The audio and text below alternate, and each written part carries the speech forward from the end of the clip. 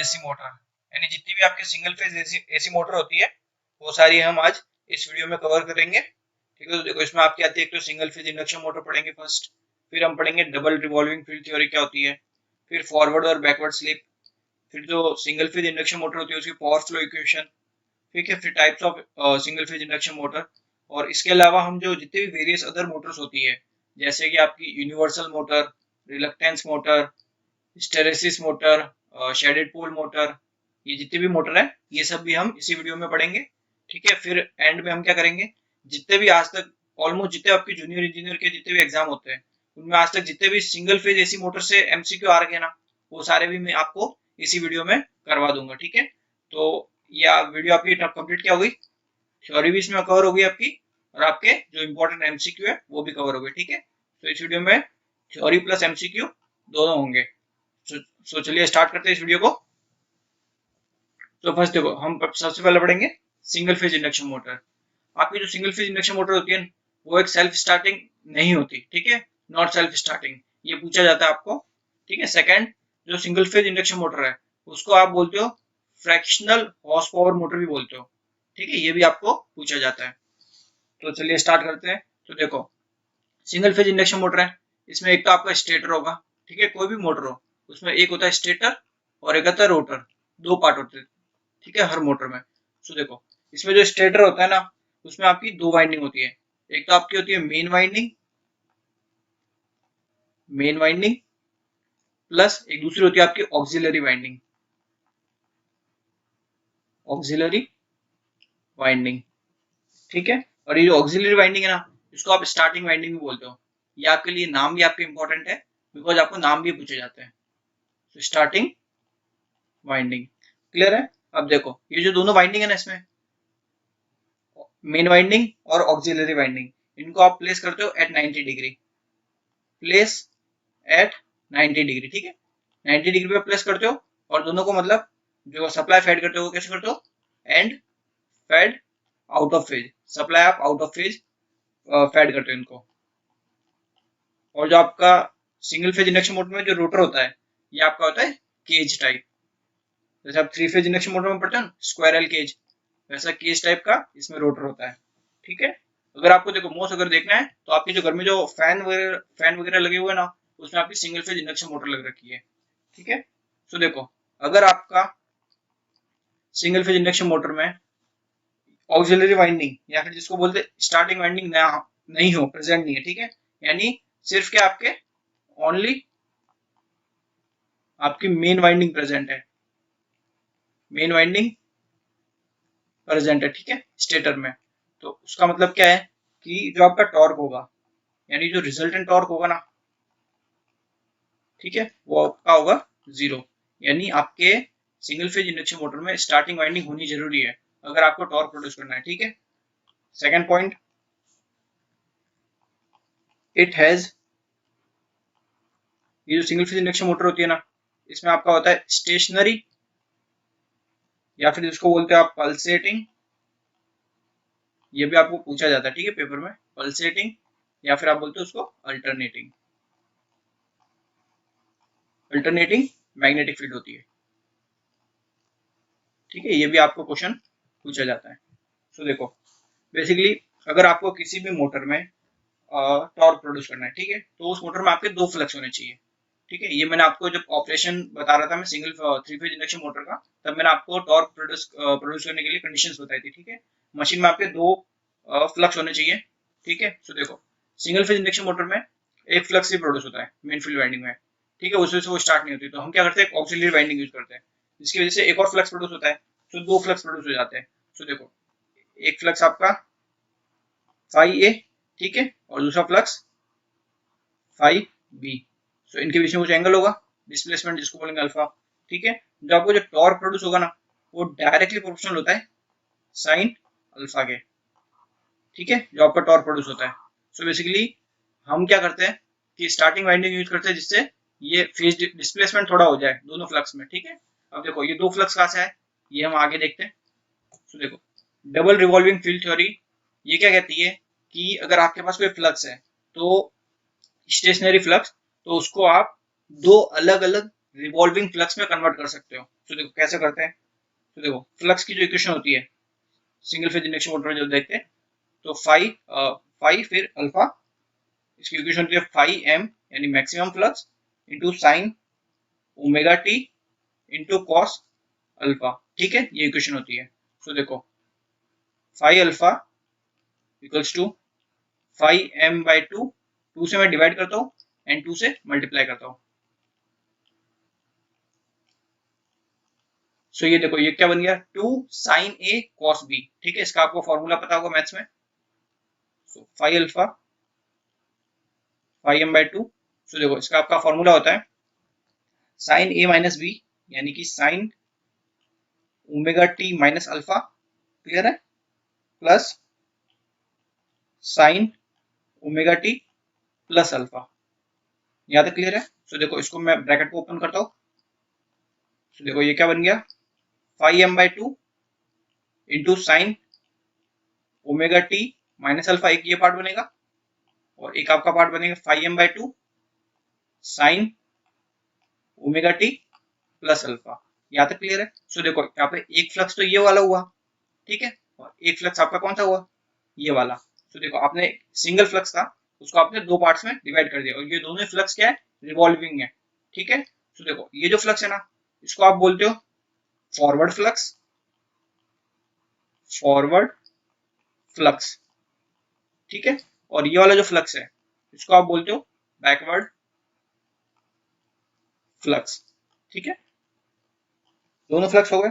सो देखो forward flux की वजह से अलग टॉर्क प्रोड्यूस होता है और बैकवर्ड फ्लक्स की वजह से अलग टॉर्क प्रोड्यूस होता है। तो देखो आपको जो फॉरवर्ड फ्लक्स होगा ना ये आपका प्रोड्यूस करेगा फॉरवर्ड टॉर्क। ठीक है, और जो आपका बैकवर्ड फ्लक्स है वो आपका प्रोड्यूस करेगा backward torque, backward torque. Clear है। सो देखो टोटल टॉर्क आपका क्या हुआ, फॉरवर्ड टॉर्क यानी देखो टी एफ यानी forward torque plus T backward torque.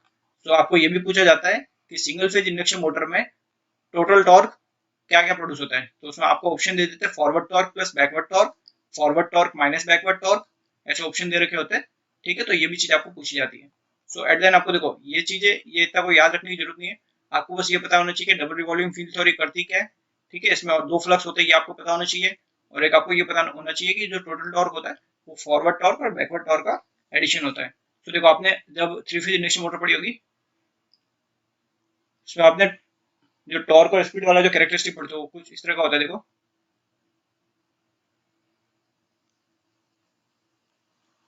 कुछ इस तरह का आपने पढ़ा होगा। ठीक है, सो देखो सिंगल फेज इंडक्शन मोटर में क्या होता है, एक तो ये तो हो गया। ठीक है, अब एक और इसमें कब बनता है, तो दो कर्व ये बन गए। ठीक है, अब इन दोनों का जो रिजल्टेंट होता है वो हम देखते हैं कुछ इस तरह का बनाते हैं हम। तो देखो ये जो ऊपर वाला है इसको हम बोलते हैं ये फॉरवर्ड टॉर्क है। ठीक है, जो आपका बना है फॉरवर्ड फ्लक्स की वजह से, और ये जो नीचे वाला जो बना ना ये आपका बैकवर्ड टॉर्क की वजह से बना है, बैकवर्ड टॉर्क। क्लियर है, और ये जो बनी ये आपका हो गया रिजल्टेंट टॉर्क, रिजल्टेंट टॉर्क। सो यहाँ पे देखो आप इसी को तो स्टार्टिंग टॉर्क बोलते हो। ठीक है, बट देखो ये जो रिजल्टेंट टॉर्क बन रहा है इसमें स्टार्टिंग टॉर्क क्या है, जीरो, टीएसटी जीरो। ठीक है, तो इसकी वजह से जो आपकी सिंगल फेज इंडक्शन मोटर होती है वो सेल्फ स्टार्टिंग नहीं होती। ठीक है, तो सेल्फ स्टार्टिंग करने के लिए हम एक स्टार्टिंग वाइंडिंग यूज करते हैं। ठीक है, चलिए आगे देखते हैं। अब देखो फॉरवर्ड स्लिप और बैकवर्ड स्लिप का कॉन्सेप्ट क्या है, ये आपके लिए बहुत इंपॉर्टेंट टॉपिक है। ठीक है, इससे आपको क्वेश्चन बहुत पूछे जाते हैं single phase AC induction motor से। ठीक है, तो देखो इसमें क्या होता है, आपने देखो three phase induction motor slip का फॉर्मूला पढ़ा होगा। स्लिप क्या होती है, synchronous speed minus rotor speed divided by synchronous speed. ठीक है, तो देखो इस फॉर्मूले को मैं फर्दर अगर करना चाहूँ तो क्या हो जाएगा, ये N S by N S minus N by N S. ठीक है, तो ये फॉर्मूला क्या बन गया, one minus N by N S. इतना क्लियर है। सो देखो ये जो है ना ये आपका होता है फॉरवर्ड स्लिप। बेसिकली देखो ये आपका है स्टेटर। ठीक है, और ये आपका है रोटर इंडक्शन मोटर में। क्लियर है इतना। सो देखो अगर ये जो रोटर है ये इस डायरेक्शन में घूम रहा है, ठीक है, इसका जो फ्लक्स है वो भी इसी डायरेक्शन में घूम रहा है, ठीक है, तो ये आपका होता है फॉरवर्ड, इसको हम बोलते हैं फॉरवर्ड डायरेक्शन। क्लियर है? तो इस डायरेक्शन में आपकी जो रोटर की स्पीड है वो है n। ठीक है, सो ये हो गई फॉरवर्ड स्लिप। अब देखो सेकंड केस क्या है कि आपकी स्लिप क्या है, बैकवर्ड स्लिप होगी। तो देखो उसमें क्या होगा कि जो फ्लक्स है वो हो गया अपोजिट। क्लियर? और जो रोटर स्पीड है ना वो n है, बट वो देखो अपोजिट डायरेक्शन में घूम रही है, पहले इस साइड में घूम रही थी, ठीक है, अब ऐसे घूम रही है। सो इसके रेस्पेक्ट में मैं अगर लिखूंगा तो ये क्या होगी, माइनस। ठीक है, सो देखो अब बैकवर्ड स्लिप क्या हो जाएगी, ns माइनस, अब देखो रोटर स्पीड नेगेटिव हो जाएगी, ठीक है, डिवाइडेड बाय ns। तो ये क्या बन जाएगा, देखो ns by ns plus n by ns। तो यहाँ से फॉर्मूला क्या बन गया, 1 plus n by ns। Clear है दोनों? तो देखो जो टोटल जो स्लिप होगी s, वो क्या हो जाएगी, forward slip plus backward slip. Clear है? सो देखो यहाँ से क्या हो जाएगा, एस एफ यानी forward slip plus backward slip equals to कितना हो जाएगा, देखो 1 minus n by N S. Clear है? Plus 1 plus n by N S. ठीक है, तो देखो n बाय एन एस से कैंसिल हो जाएगा। तो यहाँ से आपको देखो इक्वेशन मिली, forward slip plus backward slip equals to 2। ठीक है, तो ये जो फॉर्मूला है ना ये आपके लिए बहुत इंपॉर्टेंट है, बिकॉज देखो आप फॉरवर्ड स्लिप तो इजीली निकाल सकते हो। ठीक है, सिंपल आपको सिंक्रोनस स्पीड वगैरह दे देंगे, सो फॉरवर्ड स्लिप आप ऐसे निकाल दोगे, जैसे आप नॉर्मली स्लिप निकालते हो वैसे फॉरवर्ड स्लिप निकाल दोगे। जब आपको बैकवर्ड स्लिप निकालनी पड़ेगी तो आप क्या करोगे, 2 माइनस एस एफ कर लेना। ठीक है, उससे आपको बैकवर्ड स्लिप मिल जाएगी। ठीक है, सो ये जो फॉर्मूला है ये आपके लिए बहुत इंपॉर्टेंट फॉर्मूले है दोनों। ठीक है, सो दोनों को आपको याद रखना है। चलिए आगे देखते हैं। अब देखो जो पावर फ्लो इक्वेशन होती है ये सिंगल फेज इंडक्शन मोटर में, ये क्या होती है ये देखते हैं। देखो जो 3 फेज इंडक्शन मोटर में जो पावर फ्लो इक्वेशन होती है उसकी जैसी होती है इसमें, बट इसमें बस आपके फॉरवर्ड स्लिप और बैकवर्ड स्लिप वाला भी कॉन्सेप्ट लगाना पड़ता है इसमें। ठीक है, सो देखो पहले आप क्या करते हो, स्टेटर में इनपुट देते हो। ठीक है, सो स्टेटर इनपुट, ठीक है, स्टेटर में इनपुट दिया आपने। अब देखो यहाँ से क्या होगा, एयर गैप में पावर डेवलप होगी। ठीक है, सो air gap power, air gap power, ठीक है, जिसको आप लिखते हो पी जी से। क्लियर है? अब ये आपको कब मिलेगी, जब आप स्टेटर में से जो स्टेटर के आपके लॉसेस है वो माइनस करोगे। तो देखो माइनस स्टेटर लॉस। ठीक है, स्टेटर लॉस आपने माइनस कर दिया। अब देखो एयर गैप पावर डेवलप हो गई, उसके बाद आपकी क्या होगी, mechanical power develop, mechanical power develop जो आपकी इंडक्शन मोटर में होगी। ठीक है, इसको हम किससे लिखते हैं, पी एम डी से। ये कब होगी, जब आप कॉपर लॉस को माइनस कर दोगे, यानी जो रोटर में जो आपके कॉपर लॉस होंगे ना वो आप माइनस करोगे। तो रोटर कॉपर लॉस, इसको आप लिखते हो पी आर सी। ठीक है, अब देखो मैकेनिकल पावर डेवलप होगी, इसके बाद आपका क्या होंगे, शाफ्ट पे जो पावर होगी, यानी शाफ्ट पावर। जो आपका मोटर का शाफ्ट है वहाँ पे जो पावर डेवलप होगी ना उसको हम कहते हैं शाफ्ट पावर। तो ये कब डेवलप होगी, जब आप जितने आपके जो मैकेनिकल लॉसेस है, यानी जो फ्रिक्शन की वजह से हुए हैं, ठीक है, विंडेज लॉस है, उन सबको माइनस करोगे। ठीक है, सो मैकेनिकल लॉस को आप माइनस करोगे। ये इतना क्लियर है आपके? सो देखो जब हम सिंगल फेज इंडक्शन मोटर की बात करते हैं तो इसमें जो ये पीजी है, यानी कि देखो जो एयर गैप पावर है, ठीक है, जो आपकी एयर गैप डेवलप पावर है ना वो क्या लिखते हो उसको, पीजी। सो इस पीजी की वैल्यू होगी बेसिकली पी जी एफ, यानी फॉरवर्ड की वजह से जो पावर डेवलप हुई, प्लस पी जी बी यानी बैकवर्ड की वजह से डेवलप हुई। ठीक है, बाकी इनका जो डिटेल में आपको देखना है तो मेरी पावर फ्लो इक्वेशन वाली वीडियो देख लेना। ठीक है, उसमें इनके फॉर्मूले आपको पता चल जाएंगे। तो देखो सिमिलरली अगर आप मैकेनिकल पावर देखते हो, मैकेनिकल पावर, जो आपकी मैकेनिकल पावर डेवलप होगी ना यानी पी एम डी, तो देखो वो क्या हो जाएगी, जो पी एम डी फॉरवर्ड की वजह से हुई plus P M D backward की वजह से हुई। ठीक है, तो सिमिलरली आप देखो रोटर कॉपर लॉस भी ऐसे होंगे, रोटर कॉपर लॉस।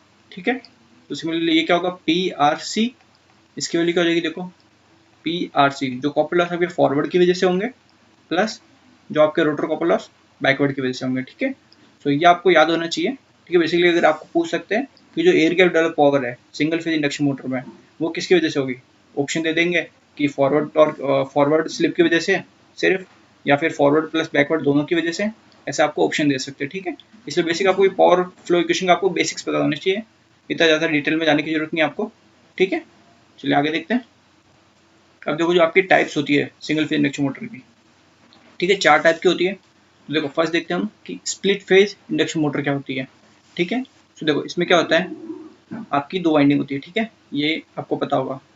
तो देखो ये उस वाइंडिंग का रेजिस्टेंस, ठीक है, ये उस वाइंडिंग का रिएक्टेंस। क्लियर है। सो देखो ये हो गया आपका एक्स, सॉरी ये आपका हो गया आर एम, ये आपका हो गया एक्स एम। ठीक है, देखो फिर यहाँ पे हो गया ये रेजिस्टेंस, ठीक है, और ये रिएक्टेंस। तो ये आपका हो जाएगा आर ए और एक्स ए, और ये बीच में आपका रोटर। ठीक है, जो कि आपका स्क्वायरल केस टाइप है। ठीक है, कुछ इस तरह का ही होता है। क्लियर रहता। सो देखो ये जो एम वाली है ये आपकी है मेन फील्ड वाइंडिंग। तो इसमें जो करंट फ्लो होगा वो होगा आई एम, यानी मेन फील्ड करंट। ठीक है, और ये जो है ये आपकी है ऑक्सिलरी वाइंडिंग, जिसको आप बोलते हो स्टार्टिंग वाइंडिंग। ठीक है, इसमें आपका करंट फ्लो हो रहा है आई ए। ठीक है, यहाँ से आप सप्लाई वोल्टेज दे रहे हो। तो देखो स्प्लिट फेज इंडक्शन मोटर में क्या होता है कि बेसिकली जो फेज है आपका, ठीक है, उसको आपने स्प्लिट कर दिया। ठीक है, देखो यहाँ से टोटल करंट आ रहा था, पहले आपकी ये वाली कोई वाइंडिंग नहीं थी। ठीक है, ये आपकी प्रेजेंट ही नहीं थी, बट क्या हुआ, आपने मेन फील्ड वाइंडिंग थी पहले स्टार्ट में मान दिए। ठीक है, तो देखो सारा करंट ऐसा फ्लो होगा तो एक सिंगल फ्लक्स प्रोड्यूस होगा। ठीक है, बट आपने क्या किया, इस करंट को 2 पार्ट में डिवाइड कर लिया। ठीक है, तो देखो एक ये वाइंडिंग हो गई और एक ये वाइंडिंग हो गई। अब 2 फ्लक्स प्रोड्यूस होंगे, अब दोनों फ्लक्स एक दूसरे के साथ रिएक्ट करेंगे और टॉर्क प्रोड्यूस होगा। ठीक है, और उस टॉर्क से ये रोटर घूमेगा। ठीक है, ये बेसिकली है। सो देखो इस सिंगल फेज इंडक्शन मोटर में आपको क्या क्या याद रखने की जरूरत है। देखो फर्स्ट पॉइंट आपको याद रखना है कि R A by X A is greater than R M by X M. अब देखो इसका मतलब समझो, R A upon X A इससे बड़ा है, यानी कि रेजिस्टेंस की आर ए की वैल्यू ज़्यादा है। ठीक है, और एक्स ए की वैल्यू कम है। ठीक है, तभी तो ये ज़्यादा होगा। यानी कि क्या होगा इसका मतलब कि ये जो वाइंडिंग है ऑक्सिलरी वाइंडिंग, ये क्या है आपकी हाईली रेजिस्टिव है। ठीक है, ये आपको पूछा जाता है कि जो स्टार्टिंग वाइंडिंग होती है स्प्लिट फेज इंडक्शन मोटर में वो कैसी होती है, हाईली रेजिस्टिव या फिर हाईली इंडक्टिव। ठीक है, तो क्या होती है ये हाईली रेजिस्टिव। सिमिलरली इसमें आओ, तो इसमें देखो क्या होगा, ये वैल्यू, ये जो टोटल वैल्यू है, ठीक है, और इस वैल्यू से ज़्यादा कब होगी, जब ये वैल्यू कम होगी, और ये वैल्यू कम कब होगी, जब एक्सएम की वैल्यू ज़्यादा होगी और आरएम की वैल्यू आपकी कम होगी। ठीक है, तो ये जो मेन फील्ड वाइंडिंग है वो आपकी कैसी होती है, एक्सएम ज़्यादा, यानी कि इंडक्टिव नेचर है। सो हाईली क्या होगी, इंडक्टिव। ठीक है, सो ये दोनों ही पॉइंट आपको याद होने चाहिए कि जो स्टार्टिंग वाइंडिंग होती है वो आपकी हाईली रेजिस्टिव होती है, और जो आपकी मेन फील्ड वाइंडिंग होती है वो आपकी होती है हाईली इंडक्टिव। ठीक है, ये दोनों ही चीज़ आपको पूछी जाती है। सो देखो ये आपका हो गया आई एम करंट। क्लियर है, एक सेकेंड, ये आपका हो गया आई ए करंट ऑक्सिलरी वाइंडिंग में। ठीक है, अब देखो जो आई एम करंट है वो क्या है, हाईली इंडक्टिव है। इंडक्टिव का मतलब क्या होता है कि लैग करेगा। ठीक है, सो लैग करेगा यानी कि इस आई ए करंट से पीछे रहेगा। तो ये मैंने देखो पीछे बना लिया। ठीक है, और ये मेरा हो गया आई एम। ठीक है, और ये जो मैंने मान लिया ये है अल्फा एंगल से लैग कर रहा है। ठीक है, और मैंने देखो स्टार्टिंग में बताया तो जो टॉर्क है वो साइन अल्फा पे डिपेंड करता है। क्लियर है, यानी कि जितनी आपकी अल्फा की वैल्यू ज़्यादा होगी उतना अच्छा है। ठीक है, इसलिए हम इसको इंडक्टिव करते हैं, हाईली इंडक्टिव। जिससे क्या होगा, ये एंगल जितना बढ़ेगा उतना आपका टॉर्क ज़्यादा प्रोड्यूस होगा। ठीक है, इस वजह से हम इसको हाईली इंडक्टिव करते हैं मेन फील्ड वाइंडिंग को, और इसको हम हाईली रजिस्टिव करते हैं। ठीक है, सो आपको बेसिकली ये जो मेन पॉइंट है ना, ये जो मेन पॉइंट्स है ये आपको याद रखने हैं। ठीक है, आपको यही पूछे जाएंगे स्प्लिट फेज इंडक्शन मोटर से। क्लियर है, और इसका ये फेज डायग्राम भी आपको पूछ सकते हैं। क्लियर है, तो चलिए देखते हैं अगली अगली होती है आपकी कैपेसिटर स्टार्ट इंडक्शन मोटर। ठीक है, तो देखो इसका सर्किट कुछ इस तरह का होता है। ये हो गया आपका रेजिस्टेंस, ठीक है, मेन फील्ड वाइंडिंग का, और ये हो गया आपका इंडक्टेंस जो मेन फील्ड वाइंडिंग है। ठीक है, तो ये हो गया आपका आर एम ये आपका हो गया XM, ठीक है। तो इसमें देखो एक स्विच, ठीक है, और एक होता है यहाँ पे कैपेसिटर, ठीक है, जिसको मैंने लिख लिया CS, बिकॉज स्टार्टिंग है ना, कैपेसिटर स्टार्ट, कैपेसिटर की वजह से स्टार्ट होती है इसलिए CS, ठीक है। और यहाँ पे होगी आपकी ऑक्सिलरी वाइंडिंग, तो ये आपकी हो गई ऑक्सिलरी वाइंडिंग, जिसको हम बोलते हैं स्टार्टिंग वाइंडिंग, यानी कि RA और XA, ठीक है। और बीच में आपका हो जाएगा रोटर, ठीक है, ये आपका हो गया रोटर। तो देखो आपको ये सर्किट याद रखना है,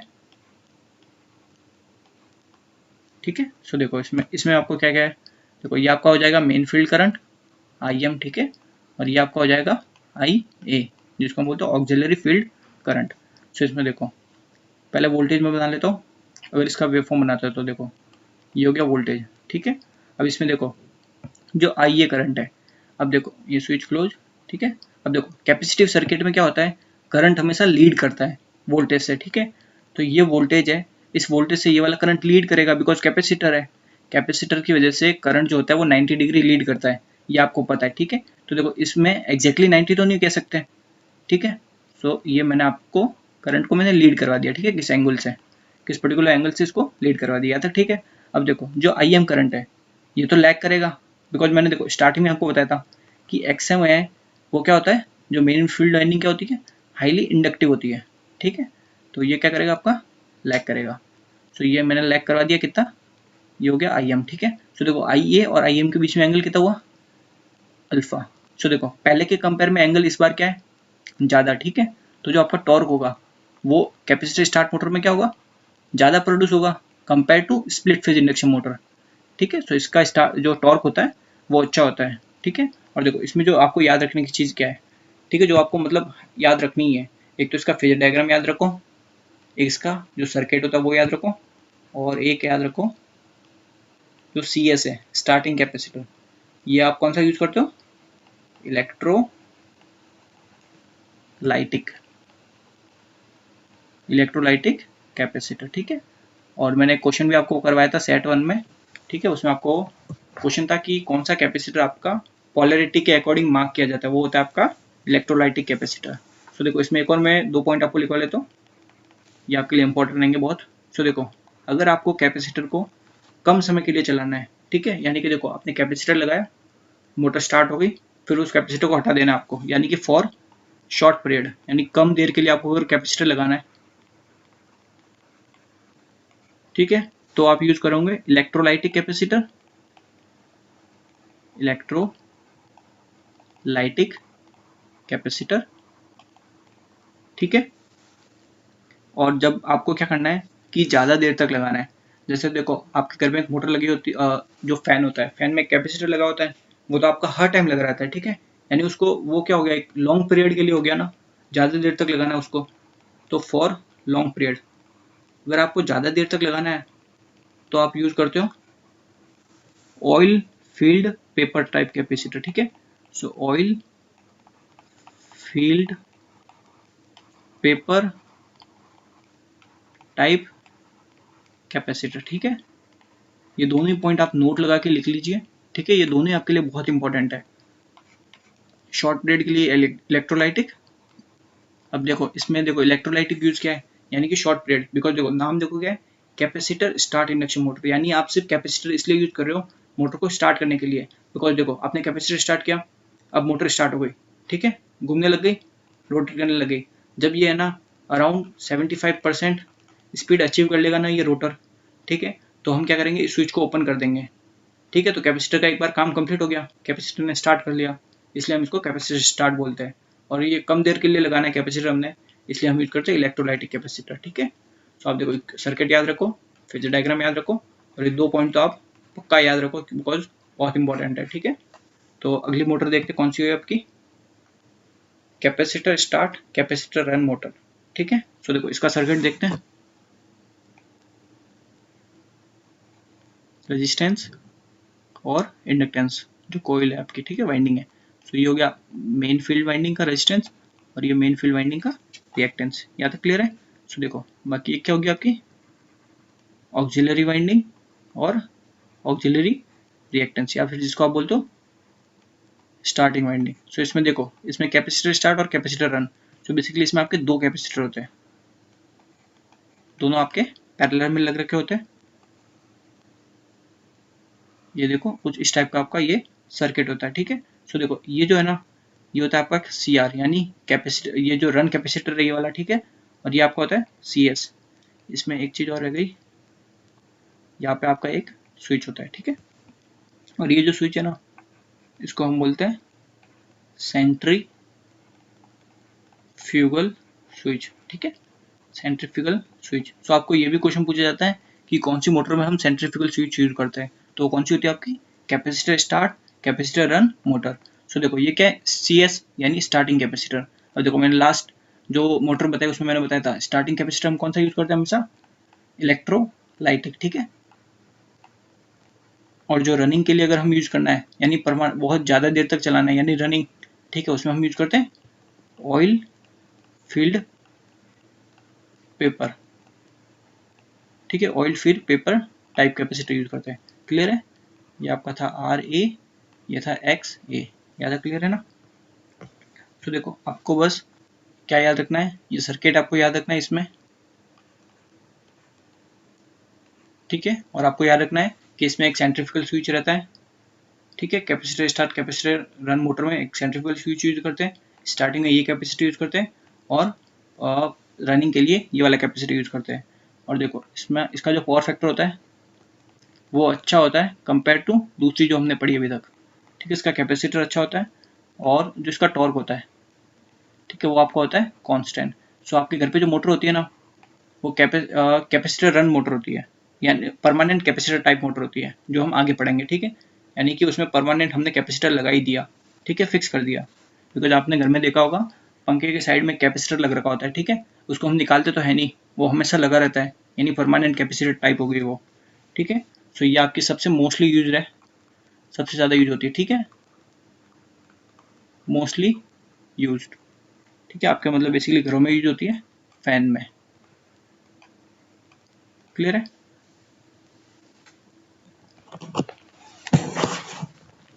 तो देखो इसका सर्किट देखते कैसा होता है। इसमें देखो एक रेजिस्टेंस होता है, एक रिएक्टेंस होता है, ठीक है, एक कैपेसिटर होता है C, ये आपका ऑक्सिलरी वाइंडिंग वाला रेजिस्टेंस, और ये रिएक्टेंस। ये आपका हो गया RA, ये हो गया XA, ठीक है, ये हो गया आपका कैपेसिटर। अब देखो कैपेसिटर आप किसके लिए यूज करो, बहुत लंबे समय के लिए परमानेंट है, इसलिए आप यूज करोगे पेपर टाइप, यानी जो ऑयल फील्ड पेपर टाइप बताया ना वो वाला, ठीक है। सो ये हो गया आपका RM, ये हो गया आपका XM, और ये आपका हो गया वोल्टेज। क्लियर है? सो देखो आपको एक सर्किट याद रखना है, और एक पॉइंट आपको बहुत इंपॉर्टेंट है वो याद रखना है कि परमानेंट कैपेसिटर टाइप में आप सेंट्रीफ्यूगल स्विच यूज नहीं करते हैं। सो नो सेंट्रीफ्यूगल स्विच, ठीक है। ये आपको बहुत पूछा जाता है कि कौन सी मोटर में हम सेंट्रीफ्यूगल स्विच यूज नहीं करते हैं, ठीक है। और ये जो मोटर होती है ना, इसमें एकदम स्मूथ एक्सेलरेशन होता है, यानी एकदम आराम से ये मोटर स्टार्ट होती है, ठीक है, एकदम स्मूथ एक्सेलरेशन, यानी धीरे धीरे एकदम स्पीड बढ़ती है, ठीक है। सो ये आपको दोनों पॉइंट आपको याद रखने हैं, ठीक है। एक इसका सर्किट याद रखना है और कौन सा कैपेसिटर यूज होता है वो याद रखना है, ठीक है। सो आगे देखते हैं। सो अब हम देखेंगे कि जितने भी आपकी दूसरी जो मोटर बच गई, यानी universal motor, shaded pole motor, ठीक है, वो सारी हम मोटर अब देखेंगे। फर्स्ट हम देखते हैं कि यूनिवर्सल मोटर क्या होती है, ठीक है। तो देखो जब कोई आपकी DC सीरीज मोटर है, ठीक है, उसको अगर आप AC सप्लाई देके अगर आप उसको ऑपरेट करते हो ना, तो उसको हम बोलते हैं यूनिवर्सल मोटर, ठीक है। ये एक आपकी सेल्फ स्टार्टिंग मोटर है। क्लियर है? और देखो जब हम इसमें AC पे DC सीरीज मोटर को चलाते हैं तो इसके जो ब्रशेस होते हैं ना, वहाँ पे स्पार्किंग बढ़ जाती है, स्पार्किंग बहुत होती है, ठीक है, चिंगारी वगैरह निकलती है, ठीक है। तो उस वजह से उसका क्या होता है, एफिशिएंसी बहुत लो होती रहती है, ठीक है। सो देखो ये पॉइंट आपके लिए इंपॉर्टेंट है, बिकॉज इनसे आपको क्वेश्चन पूछे जाते हैं, ठीक है। इसलिए मैंने आपको, सो बेसिकली मैंने जितनी भी मोटर है ना, उन सब मोटर में जितने इंपॉर्टेंट पॉइंट है जिनसे आपको क्वेश्चन पूछे जाते हैं वो मैंने इसमें लिखवा दिया, ठीक है। तो आप डायरेक्ट स्क्रीनशॉट लेके भी याद रख सकते हो इनको, ठीक है। तो देखो इसमें चीज़ें मैं आपको समझा देता हूँ एक बार। तो देखो यूनिवर्सल मोटर है यानी DC सीरीज मोटर, तो देखो वो कैसे होती है। ये हो गई आपकी सीरीज फील्ड वाइंडिंग, ठीक है, ये आर्मेचर रेजिस्टेंस हो गया, और ये इसके ब्रशेस हो गए, ठीक है। तो ये हो गई RSE, ये हो गया आर्मेचर रेजिस्टेंस, और ये आपका हो गया बैक ईएमएफ, ठीक है। और ये आपका हो गया सप्लाई वोल्टेज। तो देखो यूनिवर्सल मोटर क्या होती है, आप ये जो सप्लाई दे रहे हो ये आप देते हो एसी यानी अल्टरनेटिंग सप्लाई देते हो, ठीक है। और ये हो गया आपका आर्मेचर करंट। यहाँ तक क्लियर है। सो देखो जो टॉर्क होता है वो क्या होता है, फ्लक्स इनटू आईए, ठीक है। ये आपने डीसी सीरीज मोटर में पढ़ा होगा। तो देखो जो फ्लक्स की वेवफॉर्म होती है वो कुछ इस तरह की होती है अल्टरनेटिंग, ठीक है, प्लस माइनस, ये फ्लक्स की वेवफॉर्म है, क्लियर है। तो देखो फ्लक्स की हो गई। अब जो डीसी सीरीज मोटर होती है उसमें जो फ्लक्स होता है वो किससे प्रोड्यूस होता है, आर्मेचर करंट की वजह से, ठीक है। इस आईए की वजह से ही होता है, या फिर इसको आप क्या बोल सकते हो, आईएससी सीरीज करंट की वजह से, ठीक है। यानी कि जैसी आपकी आर्मेचर करंट की वेवफॉर्म होगी वैसे ही आपकी फ्लक्स की वेवफॉर्म होगी, यानी देखो जैसी फ्लक्स की है वैसे ही आपकी आर्मेचर करंट की होगी, ठीक है, प्लस माइनस। यहाँ तक क्लियर है। सो देखो अब बात आती है आपकी टॉर्क की। सो देखो टॉर्क क्या होता है, प्रोपोर्शनल होता है फ्लक्स और आर्मेचर करंट के, ठीक है। तो देखो अगर मैं फर्स्ट साइकिल बनाता हूँ, ठीक है, तो देखो ये भी पॉजिटिव ये भी पॉजिटिव, तो टॉर्क भी क्या होगा, पॉजिटिव, क्लियर है। सेकंड देखो ये नेगेटिव ये भी नेगेटिव, तो क्या हो जाएगा, torque proportional to minus flux into minus armature current. So torque क्या प्रोड्यूस होगा, phi into I A, torque भी पॉजिटिव प्रोड्यूस होगा, तो ये हो गया आपका पॉजिटिव। तो देखो दोनों ही केस में आपका टॉर्क प्रोड्यूस होता है, ठीक है। तो ये बेसिकली वेवफॉर्म है टॉर्क की डीसी सीरीज मोटर के लिए, ठीक है। सो देखो जब आप डीसी सीरीज मोटर को एसी सप्लाई से अगर चलाओगे ना तो वो आपकी कहलाएगी यूनिवर्सल मोटर, ठीक है। तो देखो यहाँ से एक चीज़ आपको पता चलेगी कि जो यूनिवर्सल मोटर होती है वो आपकी दोनों पे ऑपरेट होती है, डीसी सप्लाई पे भी ऑपरेट होती है और एसी सप्लाई पे भी ऑपरेट होती है, ठीक है। ये आपको पूछा जाता है। इसकी एप्लीकेशन देखिए, पोर्टेबल ड्रिल मशीन, जो आपकी ड्रिल मशीन होती है ना जिसको आप कहीं भी लेके जा सकते हो इधर से उधर, ठीक है, उसमें आपकी यूनिवर्सल मोटर लगी होती है। ब्लोअर्स में लगी होती है, ब्लोअर्स यानी जो आपके वो हवा मारते हैं ना उनको, ग्राइंडर्स में लगी होती है, जो आपके पत्थर्स वगैरह जो होते हैं उनको ग्राइंड करने के लिए यूज होता है। बाकी पॉलिशर्स में यूज होती है, जो पॉलिश करने के लिए यूज होता है। चलो अगली मोटर देखते हैं, रिलेक्टेंस मोटर, ठीक है। तो देखो रिलेक्टेंस मोटर एक सिंक्रोनस टाइप मोटर है, जो आपकी सिंक्रोनस मोटर होती है उसके जैसी मोटर है। तो देखो सिंक्रोनस मोटर किस स्पीड से घूमती है, सिंक्रोनस स्पीड से, तो रिलेक्टेंस मोटर भी किस स्पीड से घूमेगी, सिंक्रोनस स्पीड पे, ठीक है। ये एक सेल्फ स्टार्टिंग मोटर है, क्लियर है। It run at synchronous speed पे रन करती है, ठीक है। इट रन एट सिंक्रोनस, ये यहाँ पे मोटर की जगह यहाँ पे क्या हुआ, स्पीड, ठीक है, सिंक्रोनस स्पीड पे ये रन करती है। इसका जो स्टेटर जो होता है ना रिलेक्टेंस मोटर में, उसका कंस्ट्रक्शन और जो आपकी सिंगल फेज इंडक्शन मोटर का जो स्टेटर होता है वो दोनों का कंस्ट्रक्शन सेम होता है, ठीक है। तो ये जो पॉइंट्स है ना ये आपके लिए इंपॉर्टेंट है। वैसे तो देखो आपको पढ़नी है तो बहुत चीज़ें पढ़ने को मिल जाएगी रिलेक्टेंस मोटर से, ठीक है। बट देखो आप अगर किसी एग्जाम की तैयारी कर रहे हो तो ये पॉइंट्स आपके लिए बहुत इंपॉर्टेंट है, ठीक है, बिकॉज इनसे आपके क्वेश्चन पूछे गए ऑलरेडी, ठीक है। तो देखो इसकी एप्लीकेशन कहाँ होती है, रिलेक्टेंस मोटर वहाँ यूज होती है जहाँ आपको कांस्टेंट स्पीड वाली कुछ एप्लीकेशन चाहिए, ठीक है, जहाँ पे आपको स्पीड कांस्टेंट चाहिए, ठीक है। तो देखो इलेक्ट्रिक क्लॉक में यूज होती है, सिग्नलिंग डिवाइस में यूज होती है और रिकॉर्डिंग इंस्ट्रूमेंट में। आपको मोस्टली पूछा जाता है सिग्नलिंग डिवाइस होते हैं ये वाला पूछा जाता है कि कौन सी मोटर यूज होती है सिग्नलिंग डिवाइस में, ठीक है। तो वो आपकी कौन सी होगी, रिलेक्टेंस मोटर। फिर देखते चलो हिस्टेरेसिस मोटर, ये एक सेल्फ स्टार्टिंग मोटर है, ठीक है। और हिस्टेरेसिस मोटर में नॉइस बहुत कम प्रोड्यूस होती है, ठीक है, very low noise. It provide smooth and constant speed, ये एकदम स्मूथ और कांस्टेंट स्पीड प्रोवाइड करती है। अब देखो इसका मतलब क्या है, इसी देखो इस पॉइंट से ही एक क्वेश्चन पूछा गया है कि कौन सी मोटर है जो मैकेनिकल वाइब्रेशन फ्री होती है, यानी उसमें बिल्कुल भी वाइब्रेशन नहीं होते, ठीक है। तो ये वाला पॉइंट यानी provide smooth and constant speed, इसका मतलब यही है कि फ्री फ्रॉम मैकेनिकल वाइब्रेशन, यानी कुछ भी मैकेनिकल वाइब्रेशन नहीं होते, ठीक है। तो ये आपको पूछा गया है ऑलरेडी कि कौन सी मोटर है जो फ्री फ्रॉम मैकेनिकल वाइब्रेशन होती है, यानी उसमें मैकेनिकल वाइब्रेशन बिल्कुल नहीं होते हैं, तो वो आपकी होती है हिस्टेरेसिस मोटर, ठीक है। ये बिल्कुल बहुत स्मॉल साइज में अवेलेबल होती है, ठीक है। जो हिस्टेरेसिस मोटर होता है, ठीक है, जितनी भी आपकी हिस्टेरेसिस मोटर है उसका जो स्टेटर होता है उस स्टेटर में हम परमानेंट कैपेसिटर यूज करते हैं। और देखो मैंने अभी बताया था कि अगर आपको कैपेसिटर परमानेंट यूज करना है तो आप कौन सा यूज करोगे, oil field paper type, clear है। सो देखो आप ऐसे ना जब पढ़ते हो ना तो ऐसे चीज़ों को रिलेट करो। देखो आपने पहला टॉपिक पढ़ा उसको इससे रिलेट किया, ठीक है, तो यहाँ से आपको दो चीज़ मतलब ज़्यादा याद रहेगा आपको, चीज़ें जल्दी याद रहेगी और ज़्यादा देर तक याद रहेगी ऐसे रिलेट करके पढ़ोगे तो। ठीक है, तो देखो ये पॉइंट भी आपका हो गया। लास्ट पॉइंट क्या है, इस जो हिस्टेरिसिस मोटर होता है इसमें जो मटेरियल यूज करते हैं, ठीक है, देखो इसमें क्या होता है, ये आपका रोटर होता है, ठीक है, ये आपका है रोटर। तो देखो रोटर हम यूज करते हैं एल्यूमिनियम, ठीक है, और इसके ऊपर एक है ना लेयर लगा देते हैं हम, ऐसी एक लेयर लगाते हैं, ठीक है, ये एक लेयर है। और जो लेयर होता है ना, ये लेयर हम उसकी यूज करते हैं जिसका हिस्टेरिसिस लॉस बहुत ज़्यादा होता है, ठीक है। तो पर्टिकुलर अगर हिस्टेरिसिस मोटर की बात करें तो हम यूज करते हैं कोबाल्ट वेनेडियम, बिकॉज इसका जो हिस्टेरिसिस लॉस होता है वो बहुत ज़्यादा होता है।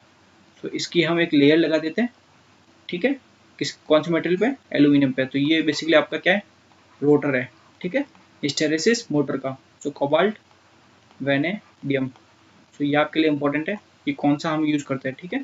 देखो इसकी एप्लीकेशन टैप रिकॉर्डर में यूज होता है, टाइमिंग डिवाइस में यूज होता है। आपको मोस्टली ये पूछा जाता है कि टाइमिंग डिवाइस में कौन सी मोटर यूज की जाती है, तो कौन सी आपकी हिस्टेरिसिस मोटर, ठीक है। रिकॉर्ड प्लेयर में यूज होता है और क्वालिटी साउंड रिप्रोडक्शन में यूज होता है। सेकंड है देखो, नेक्स्ट है परमानेंट मैग्नेट डीसी मोटर यानी पीएमडीसी। तो देखो आप जब डीसी मोटर पढ़ते हो, ठीक है, उसमें एक होता है स्टेटर, एक होता है रोटर, ठीक है। स्टेटर में आप वाइंडिंग करते हो, क्लियर है। अब उस वाइंडिंग में क्या करते हो आप, सप्लाई देते हो।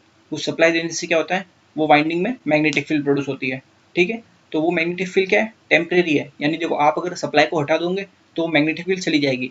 But permanent magnet DC motor में क्या होता है, आप परमानेंटली मैग्नेट लगा देते हो, जिससे वो मैग्नेटिक फील्ड हमेशा ही रहती है वहाँ पे, ठीक है। तो देखो आपने अगर घर पे, अगर कोई छोटी आपके घर पे कोई गाड़ी वगैरह पड़ी हो जो मोटर से चलती हो, ठीक है, तो उसमें देखो कोई मोटर होगी ना, कुछ जैसे इस टाइप की कोई मोटर है, ठीक है। उसमें अगर आप देखोगे ना खोल के, तो उसमें यहाँ पे साइड में ना परमानेंट मैग्नेट लगे होते हैं कुछ इस टाइप के, ठीक है। परमानेंट मैग्नेट लगा देते हैं जिससे मैग्नेटिक फील्ड हमेशा रहती है, क्लियर है। तो देखो permanent magnet is use instead of temporary magnet, ठीक है, यानी इस मोटर में हम परमानेंट मैग्नेट यूज करते हैं, बेसिकली ये बोल रहा है, ठीक है। ये बेसिकली इंडस्ट्री में 200 किलोवाट तक यूज होती है, ठीक है।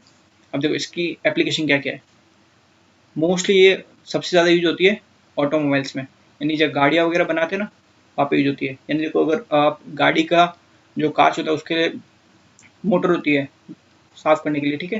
यानी आपके जो गाड़ी में जो वाइपर लगे होते हैं ना, जिससे जब बारिश आती है जब आप यूज़ करते हो, ठीक है, उसमें आपकी पीएमडीसी लगी होती है, विंडो ओपनिंग में लगी होती है, ठीक है, कंप्यूटर ड्राइव में यूज़ करते हैं, टॉयज़ इंडस्ट्री में यूज़ करते हैं।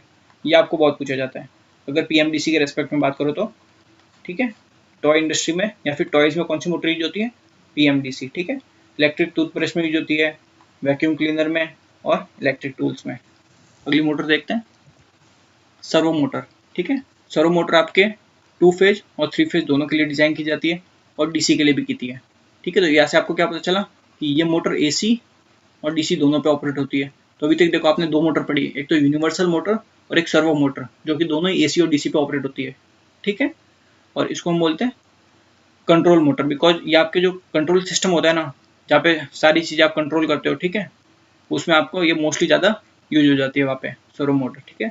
तो इसकी एप्लीकेशन भी उस टाइप की है, देखो रोबोट्स में, ठीक है, रेडार में, machine tool, tracking and guidance system और कंप्यूटर्स में, ठीक है। स्टेपर मोटर ये आपकी बहुत इंपॉर्टेंट है, ठीक है, इससे आपको क्वेश्चन पूछे जाते हैं, ठीक है। तो देखो ये सबसे ज़्यादा यूज होने वाली मोटर है और ये आपकी एटलीस्ट हर जगह यूज होती है, तो वो मेडिकल में, मिलिट्री में, स्पेस में और भी बहुत सारी जगह, हर जगह यूज होती है, ठीक है। तो देखो इसमें आपका ये मोटर जो है ना, देखो नाम से पता चला स्टेपर मोटर, यानी ये मोटर है ना स्टेप में काम करती है। तो देखो जैसे पहले यहाँ पे थी, फिर एक स्टेप चलाएगी यहाँ पे आ जाएगी, दूसरा स्टेप चलाएगी यहाँ पे आ जाएगी, ठीक है, ऐसे एकदम स्टेप्स में चलती है ये, ठीक है। और ये जो स्टेप्स के बीच में जो एंगल होगा ना, वो हम बोलते हैं उसको स्टेप एंगल, ठीक है। तो स्टेप एंगल निकालने का फॉर्मूला होता है NS minus NR divide by NS into NR into 360। NS आपका होता है number of stator pole, NR होता है आपका नंबर ऑफ रोटर पोल्स, ठीक है। तो ये फॉर्मूला तो मोस्टली सबको पता है, बट आज के टाइम में क्या है, जितने आपको क्वेश्चन पूछे जाते हैं वो इस फॉर्मूले से पूछे जाते हैं, ठीक है। बिकॉज देखो क्वेश्चन में आपको रोटर पोल दे देता है और स्टेटर पोल नहीं देता, ठीक है। तो आप ये फॉर्मूला कैसे लगाओगे, नहीं लगा सकते ना। तो देखो ज़्यादातर लोगों को ये फॉर्मूला पता है, ठीक है, बट क्वेश्चन आपको पूछेगा इस फॉर्मूले से, तो आप कैसे सॉल्व करोगे? तो देखो इसमें क्या है, इसमें जो एम है ना, ये आपको क्या होता है, नंबर ऑफ स्टेटर फेज, ठीक है, यानी स्टेटर फेज। तो बेसिकली आज के टाइम में आपको क्वेश्चन अगर देगा ना, तो वो देता है नंबर ऑफ स्टेटर फेज आपको दे देता है और नंबर ऑफ रोटर पोल्स दे देता है, ठीक है, तो ये फॉर्मूला डायरेक्ट लग जाता है। पहले आपको नंबर ऑफ स्टेटर पोल भी देता था और नंबर ऑफ रोटर पोल भी देता था, तब आप ये फॉर्मूला यूज कर सकते थे, ठीक है। अब मोस्टली आपके ये फॉर्मूला यूज करना है आपको, ठीक है, तो ये फॉर्मूला आपको याद होना चाहिए, इंपॉर्टेंट है। और इसकी एप्लीकेशन देखो, सोलर पावर ट्रैकिंग, यानी देखो अगर आप मतलब किसी हैविली डेवलप एरिया में जाते हो, ठीक है, तो वहाँ पे अगर जो खेती बाड़ी होती है तो वहाँ पे सोलर प्लेट लगी होती है, ठीक है, तो देखो ऐसे कुछ सोलर प्लेट लगी हुई है, ठीक है, और ये ऐसे कुछ कनेक्टेड है, ठीक है। तो यहाँ पे अगर कोई सन है, अभी सूर्य यहाँ पे है, ठीक है, सन यहाँ पे है, तो वो आ रहा है, ठीक है। अब जैसे सन यहाँ पे आएगा ना, तो ये जो सोलर प्लेट है ये क्या होगी, ऑटोमेटिक घूम के इस सन की डायरेक्शन में हो जाएगी, ठीक है। तो यानी सोलर पावर ट्रैकिंग में आपकी कौन सी मोटर यूज होती है, स्टेपर मोटर, ठीक है। सेकंड क्या है, कंप्यूटर कंट्रोल सिस्टम में यूज होती है, जो फ्लॉपी होती है आपकी, फ्लॉपी में यूज होती है, ठीक है, ड्राइवर में यूज होती है, प्रिंटर में, स्पेस क्राफ्ट, जो साइंस फिक्शन मूवीज होती है उसमें यूज होती है, रोबोटिक्स में यूज होती है, एक्सवाई प्लॉट, टेक्सटाइल इंडस्ट्री और इलेक्ट्रिक वॉच। आपको पूछा जाता है इलेक्ट्रिक वॉच का पूछा जाता है, ठीक है, तो इलेक्ट्रिक वॉच में आपकी यूज होती है स्टेपर मोटर। चलिए आगे देखते हैं। अभी देखो shaded pole motor, shaded pole motor भी एक सिंगल फेज इंडक्शन मोटर ही होती है। जैसे आपने देखो 4 सिंगल फेज इंडक्शन मोटर पड़ी ना, तो उसमें 5वीं अगर आप बोलो तो शेडेड पोल इंडक्शन मोटर को बोल सकते हो 5th। ये एक सेल्फ स्टार्टिंग मोटर है। अब देखो इसका मैं आपको एक बार सर्किट बना, वो डायग्राम बना के दिखाता हूँ।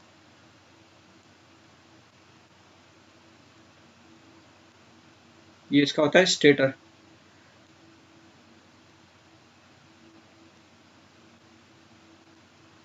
ठीक है, ये इसका स्टेटर है और स्टेटर में ये वाइंडिंग कर रखी होती है।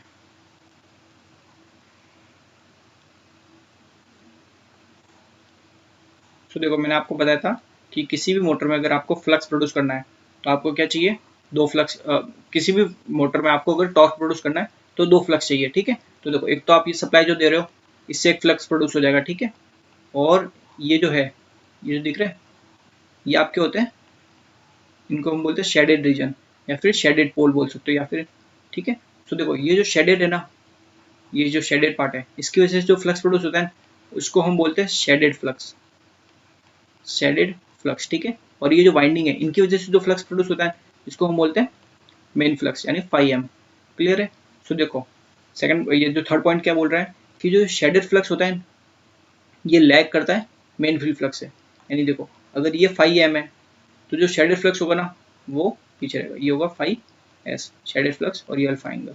क्लियर है? और इसी पे आपका क्या डिपेंड करता है, टॉर्क, ठीक है। सो देखो फोर्थ पॉइंट क्या है, shaded pole motor always rotate in the direction of unshaded to shaded portion, यानी देखो ये वाला जो पोर्शन है इतना, ये अनशेडेड है और ये शेडेड है, ठीक है। तो ये मोटर कैसे, अगर यहाँ पे कोई रोटर है तो ये रोटर कैसे घूमेगा, इस पोर्शन से इस साइड घूमेगा, अनशेडेड से शेडेड की तरफ, यानी ये रोटर ऐसे घूमेगा, ठीक है। देखो ये वाला अनशेडेड है, ये शेडेड है, तो अनशेडेड से शेडेड की तरफ, ठीक है। सो रोटर ये कैसे घूमता है, अनशेडेड से शेडेड, ठीक है।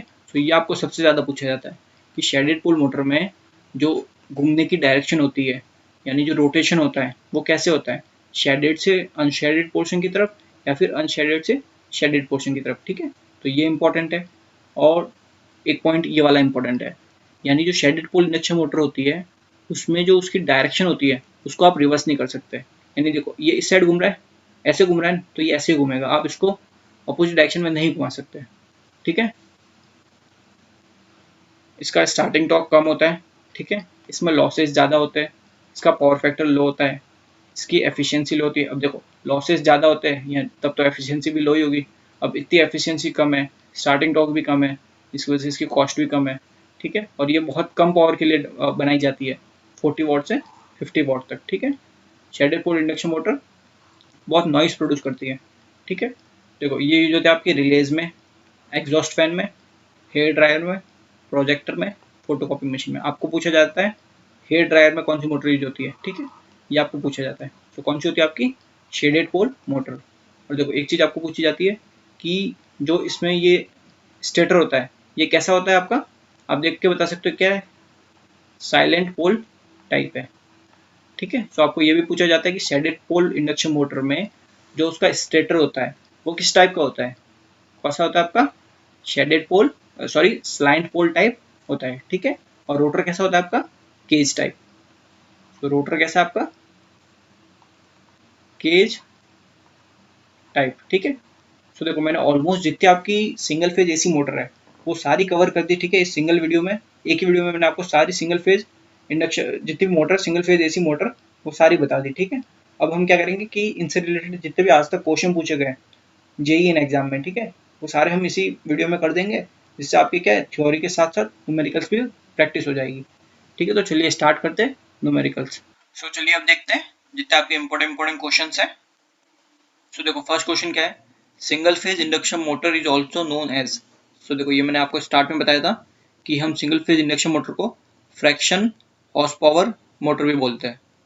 तो सी ऑप्शन इसका सही हो जाएगा। ठीक है, तो speed control of single phase series motor AC can be done by.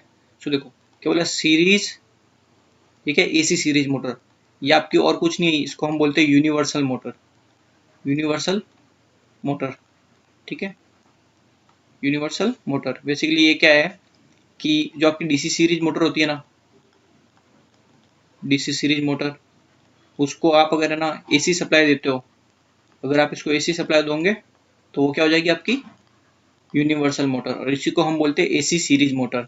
So देखो आपने जब स्पीड कंट्रोल पढ़े होंगे उसमें 3 मेथड पढ़े थे टोटल। ठीक है, एक होता है फील्ड वाला, ठीक है, फील्ड कंट्रोल मेथड, एक आपका होता है armature control method, armature control method, एक आपका होता है voltage control method.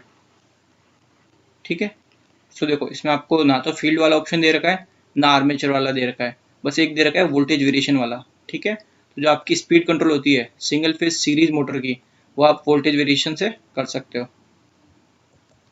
Which type of single phase induction motor is relatively free from mechanical and magnetic vibration. ठीक है, ये मैंने आपको बताया था, ये आपकी कौन सी मोटर होती है, हिस्टेरेसिस मोटर, यानी आपका ऑप्शन बी सही होगा। ठीक है, ये क्वेश्चन आपको हद से ज़्यादा बार पूछ रखा है। ठीक है, करीबन 5-6 बार ये क्वेश्चन पूछ रखा है। बस ये जो क्वेश्चन की जो लैंग्वेज होती है ना, इसको वो चेंज कर देते हैं। ठीक है, अलग अलग लैंग्वेज में सेम चीज़ पूछते हैं। ठीक है, तो आपकी कौन सी मोटर होती है वो, हिस्टेरेसिस मोटर। ठीक है, ये आपके लिए बहुत इंपॉर्टेंट मोटर है बेसिकली। ठीक है, क्वेश्चन भी आपके लिए बहुत इंपॉर्टेंट है। एज पर double field revolving theory with slip denoted by S. Option दे रखे, A the forward flux has a slip of S, backward flux has a slip of 2 - S. Second में दिया है forward has 2 - S and backward has S. Third में दिया है forward में है 2 + एस एंड बैकवर्ड में 2 - एस। और लास्ट ऑप्शन में दिया है दोनों की स्लिप एस। तो देखो डबल फील्ड रिवॉल्विंग थ्योरी के अकॉर्डिंग क्या होता है कि जो फॉरवर्ड फ्लक्स होता है, ठीक है, उसकी वजह से जो स्लिप होती है वो क्या होती है आपकी एस, और जो बैकवर्ड होता है वो क्या होता है आपका 2 - एस, यानी कि forward slip plus backward slip आपका क्या होता है 2। ठीक है, तो ऑप्शन आपका ये सही हो जाएगा।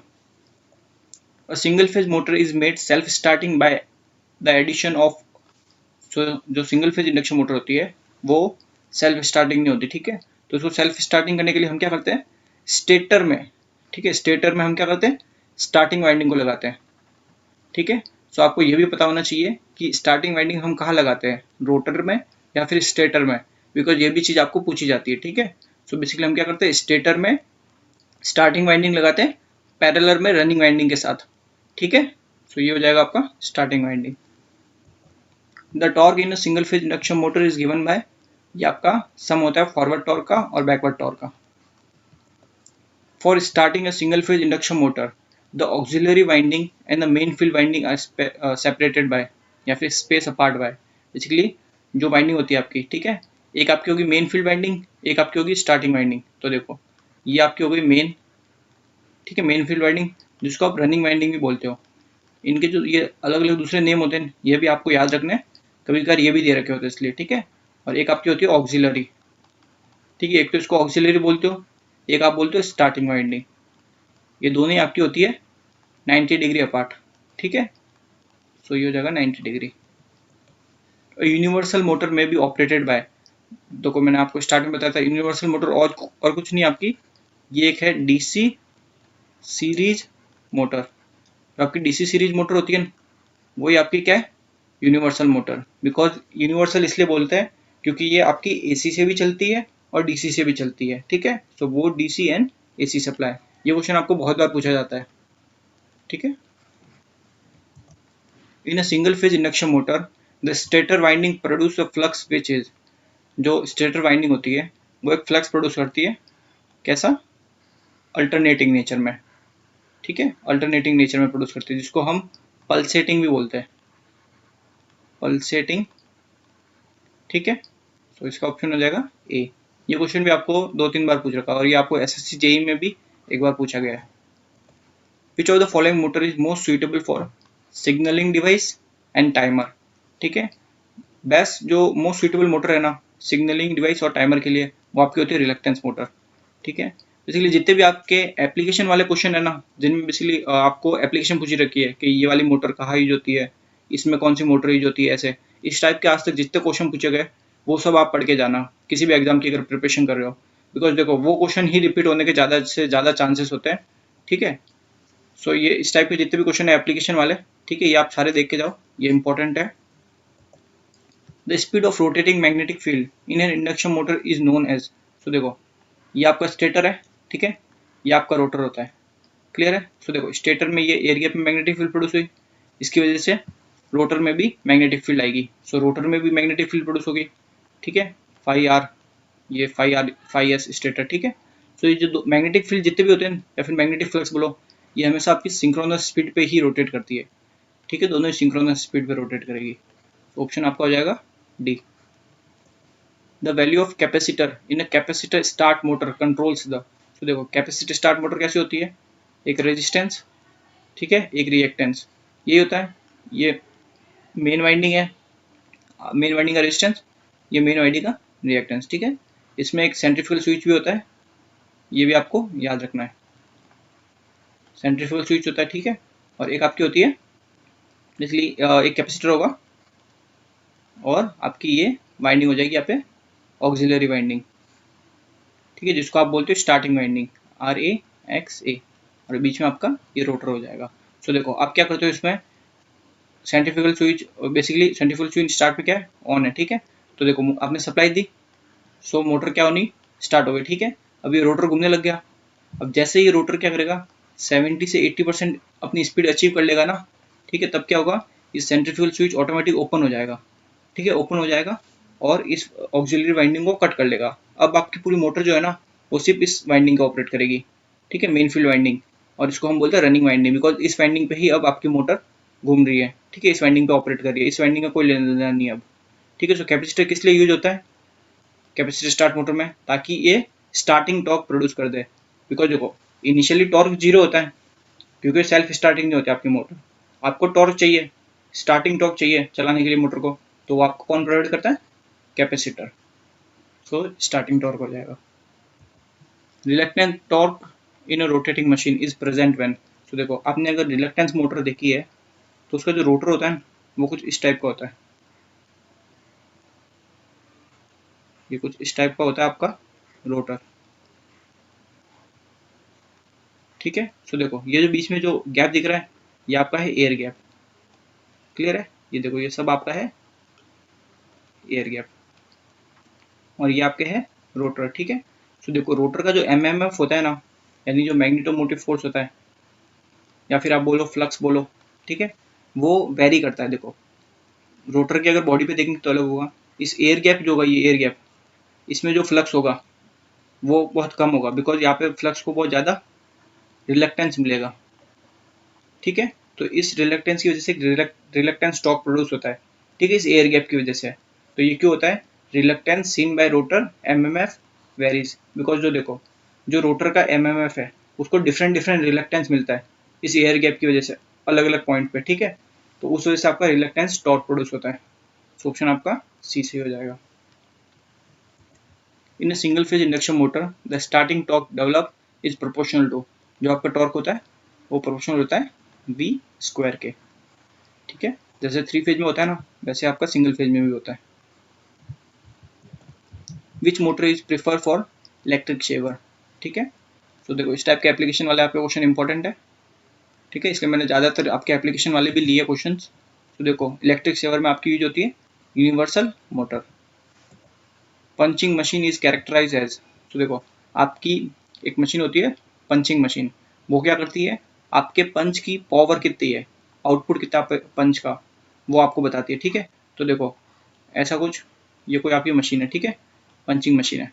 तो आप क्या करते हो, इस मशीन पे पंच मारते हो, ठीक है, तो वो आपका आउटपुट बताती है कि इतनी पावर है आपके पंच में, ठीक है। तो देखो एकदम से आप मतलब पंच करोगे तो एकदम से लोड होगा, ठीक है, एकदम इम्पैक्ट पड़ेगा ना, तो इसके लिए हम उसको बोलते हैं इम्पैक्ट लोड। और कंटिन्यूस लोड क्या होता है कि जो लोड हमेशा लगा हुआ ही है, ठीक है, ऑन ही है वो लोड। और पंचिंग मशीन एक इम्पैक्ट लोड जैसा है, ठीक है, ये आपको एसएससी जेई में पूछा गया था। The type of single phase induction motor having the highest power factor at full load, इनमें से कौन सी मोटर में सबसे ज़्यादा पावर फैक्टर होता है। तो देखो शेडेड पोल में नहीं होता, ये मैंने आपको बताया था, शेडेड पोल का स्टार्टिंग टॉर्क भी लो होता है, ठीक है। स्प्लिट फेज का इतना अच्छा नहीं होता पावर फैक्टर, क्लियर है। कैपेसिटर स्टार्ट मोटर का स्टार्टिंग में अच्छा होता है, ठीक है, जब मोटर का आप स्टार्ट करते हो तब अच्छा होता है, लेकिन थोड़ी देर बाद आप क्या करते हो, उस ऑक्सिलरी वाइंडिंग को कट ऑफ कर देते हो, यानी सिर्फ स्टार्ट के लिए यूज करते हो कैपेसिटर को, ठीक है, उसके बाद आप उसको हटा देते हो, तो इसमें भी फुल लोड तक नहीं होता। बट जो कैपेसिटर रन टाइप है, जिसमें आप कैपेसिटर को आपने परमानेंटली लगा दिया, कैपेसिटर वो हमेशा लगा हुआ ही है, तो उसका जो पावर फैक्टर होता है वो बेस्ट होता है, ठीक है। ये क्वेश्चन आपको बहुत बार पूछा गया है। Generally use motor in domestic food mixer, जो आपके घर पे मिक्सर होते हैं जिसमें आप मसाले वगैरह मिक्स करते हो, ठीक है, तो उसमें आपकी कौन सी मोटर यूज होती है, ये पूछ रहे, ठीक है, ये आपकी होती है यूनिवर्सल मोटर। सो देखो आपके अभी तक 2 एग्जांपल आए, इलेक्ट्रिक शेवर में भी यूनिवर्सल मोटर यूज होती है और डोमेस्टिक फूड मिक्सर में भी यूनिवर्सल मोटर यूज होती है, ठीक है। ये क्वेश्चन आपको 3 से 4 बार पूछा गया है, बट क्या करेंगे, वो लैंग्वेज को चेंज कर देंगे और कुछ नहीं है, ठीक है।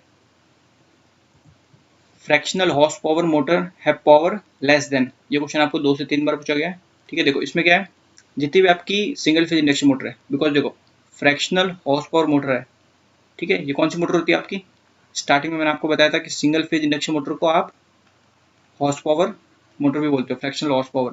तो इनकी जो पावर होती है वो लेस देन होती है 1 किलोवाट, यानी 1 किलोवाट से कम में ये single phase induction motor available है मार्केट में, ठीक है।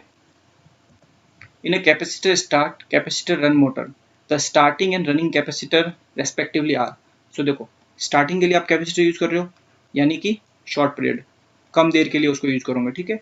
अगर रनिंग के लिए यूज कर रहे हो यानी बहुत देर तक चलाना है, तो ये क्या हो गया, लॉन्ग पीरियड के लिए, क्लियर है। सो देखो अगर शॉर्ट पीरियड के लिए यूज कर रहे हो तो आप कौन सा यूज करोगे, इलेक्ट्रोलाइटिक, ठीक है। और अगर लॉन्ग पीरियड की बात करते हो तो कौन सा यूज करोगे, ऑयल टाइप, ठीक है। सो कौन सा हो जाएगा इसका, बी ऑप्शन, इलेक्ट्रोलाइटिक और oil capacitor. A single phase motor draws a current of 5 ampere from 120 volt 60 Hz line. The power factor of the motor is 65%. Calculate the active power absorbed by the motor.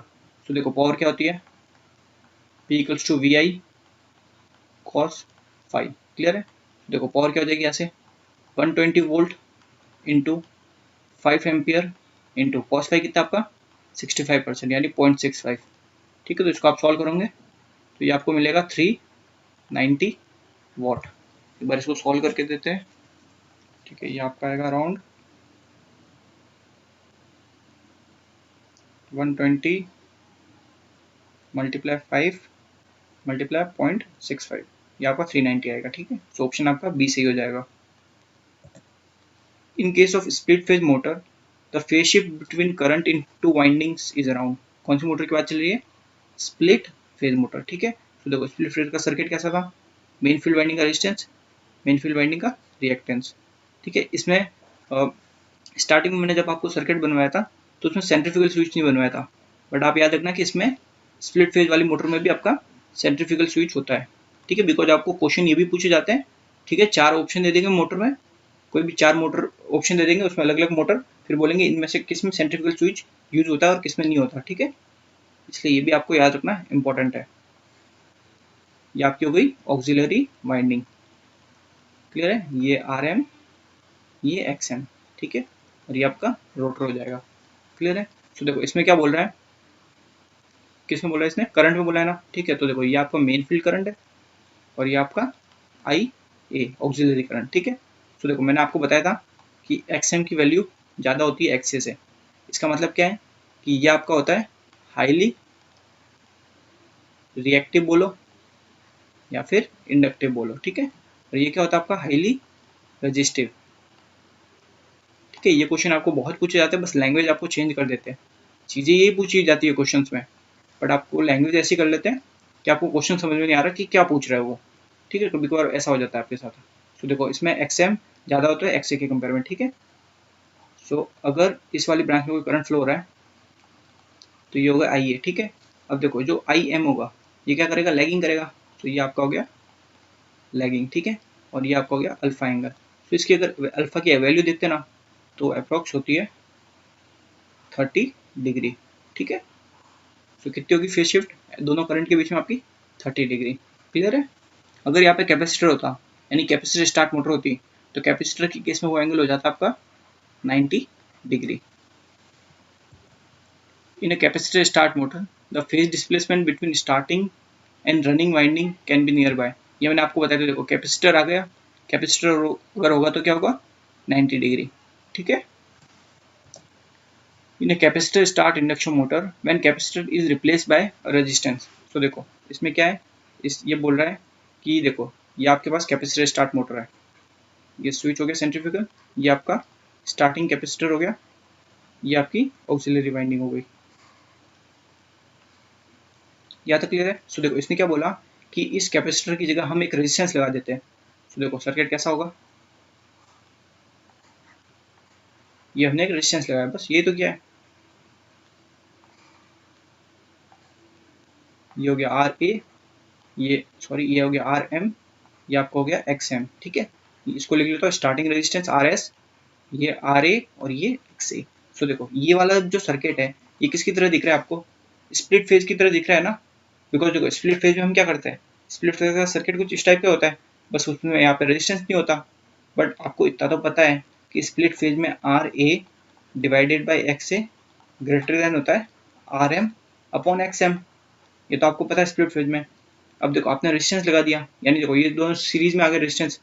सो अब क्या हो जाएगा, R S plus R A divided by ये और value बढ़ जाएगी, because देखो ऊपर वाली वैल्यू और बढ़ गई ना, तो ये क्या हो जाएगा R M upon X M.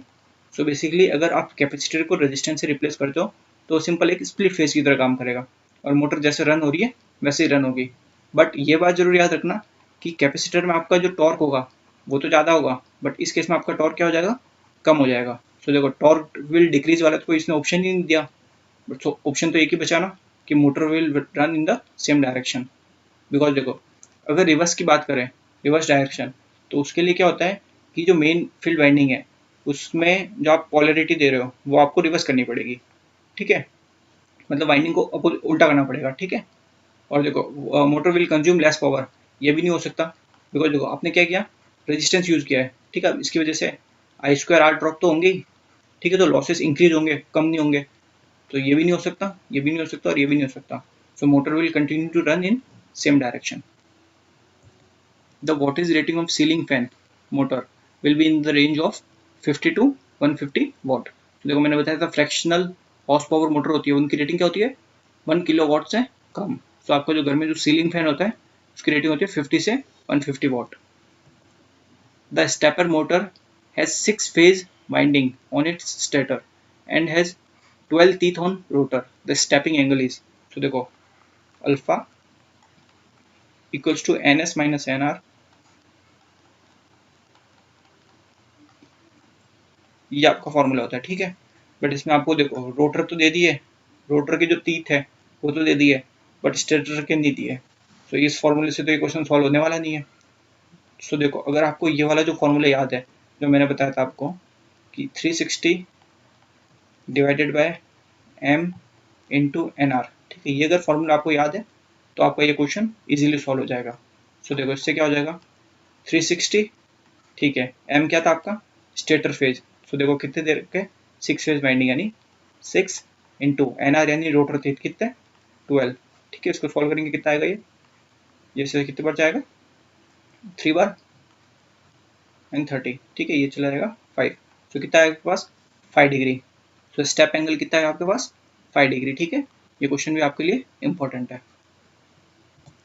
In hand tool application the single phase motor used is, जो हैंड टूल एप्लीकेशन होती है, हैंड टूल मतलब जैसे ग्राइंडर हो गए, जो हाथ में मतलब जो होती है मशीन, ड्रिल मशीन हो गई, वो सारी हैंड टूल मशीन है, ठीक है।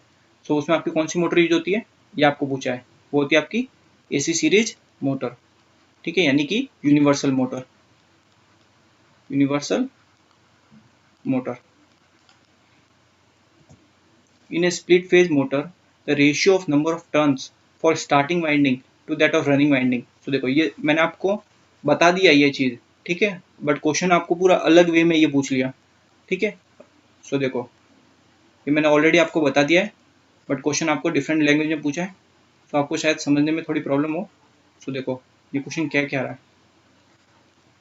ये आपकी है मेन फील्ड वाइंडिंग, ठीक है। स्प्लिट फेज की बात हो रही है, ठीक है, इसलिए स्प्लिट फेज वाला मैंने सर्किट बनाया, ये आपका है, क्लियर है। सो देखो यहाँ पे मैंने क्या बोला था आपको कि XM ज़्यादा होता है XA से, ठीक है, यानी XM क्या होता है ज़्यादा रिएक्टिव कंपोनेंट है, यहाँ तक क्लियर है। सो देखो किसी कोई कॉइल है, ठीक है, उसमें टर्न्स है N, अगर उसके टर्न्स जो है वो अगर ज़्यादा होंगे तो उसका जो रिएक्टेंस होगा बेसिकली L, या फिर इंडक्टेंस बोलते हो, ठीक है, वो क्या होगा ज़्यादा, ठीक है। अगर इंडक्टेंस ज़्यादा होगा तो उसका जो इंडक्टिव रिएक्टेंस है XL वो भी ज़्यादा होगा, ये तो आप मानते हो ना, बिकॉज देखो जो इंडक्टेंस होता है वो प्रोपोर्शनल होता है N स्क्वायर के, बिकॉज इसलिए जब आप नंबर ऑफ टर्न्स को अगर बढ़ाते हो किसी पर्टिकुलर कोइल में तो उसका इंडक्टेंस भी बढ़ता है, ठीक है। तो देखो स्प्लिट फेज में क्या होता है कि XM ज़्यादा होता है XA से, ठीक है, XM ज़्यादा है, तो बेसिकली इसका XM ज़्यादा है, इसका मतलब क्या हुआ कि जो नंबर ऑफ टर्न्स है जो इसमें मेन फील्ड वाइंडिंग में वो ज़्यादा है compare to number of turns in auxiliary winding या फिर स्टार्टिंग वाइंडिंग, ठीक है। तो इसने क्या बोला the ratio of number of turns for starting winding to running winding.